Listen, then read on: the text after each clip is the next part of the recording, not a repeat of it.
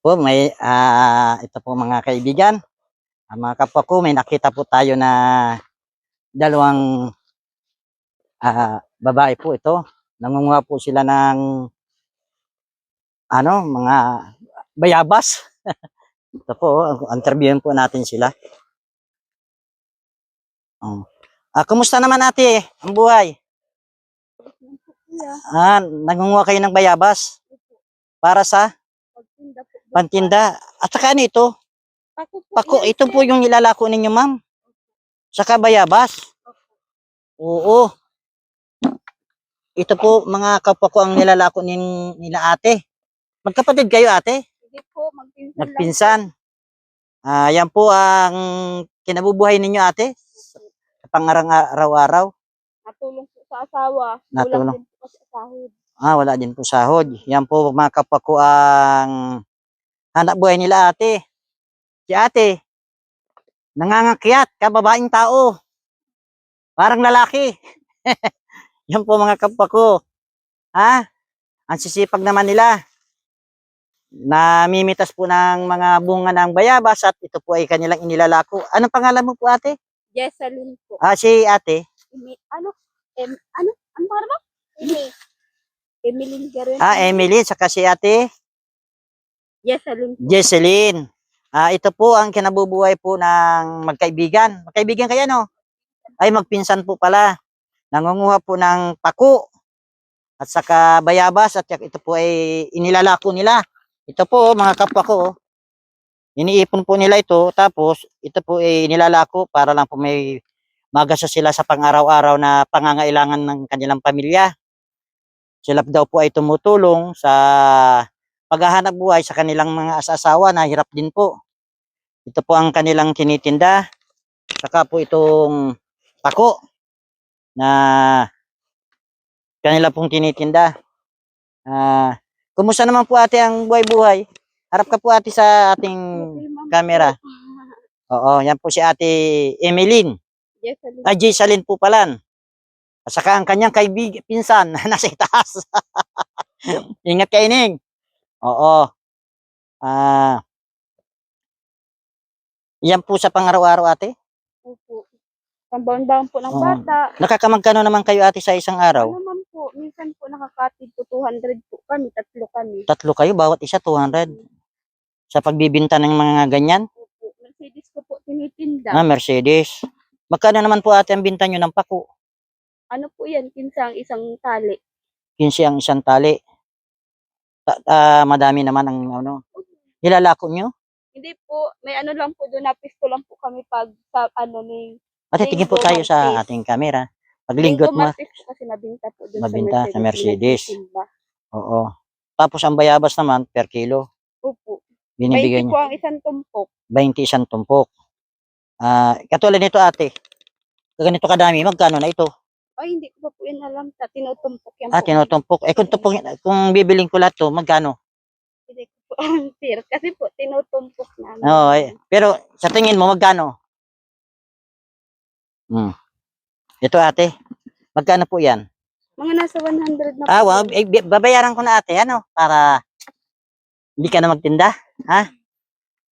Itong magkano ba ito? Ganito karami, magkano? Isang tali na yun, Ito po mga kapwa ko ang tinitinda ni ate. Emily para po sa pamilya niya, sa pangangailangan sa pang-araw-araw, Opo, kapos-kapos din po sila.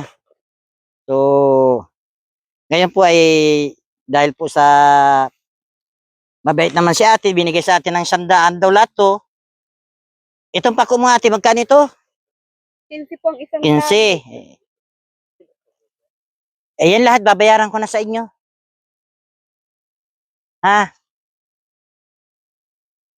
May ibon kasi rito eh. Neng, biling ko na lang sa inyo, para hindi na kayo mahirapan. Oo. Ito, magkano ito pako na yan? Masarap yan eh. Oo. Ano ka po, sir, ano ka man po ng tulong? Oo. Kami ay nag-ano ng tulong. Pakuha ko ng mga ilang niya, bayaran ko sa iyo, ha? Tapos ate, dahil nakita namin kayo, gusto namin kayong tulungan, ibibigyan muna namin kayo ng munting grocery. Anong hati na lang kayong dalawa ng kaibigan nyo? Ha? Pakukuha ko doon. Kunin niyo yung isang ano pa ron? Oo, isang box ng ano, karton.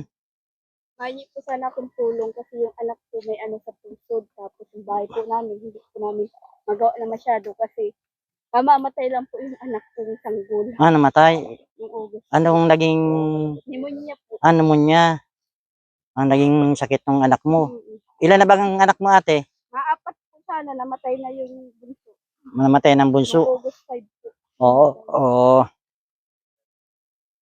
Yan po si ate. Siya po ay naghingi sa amin ng munting tulong. Sa ngayon po ate, yun muna ang kaya namin ibigay sa inyo, no?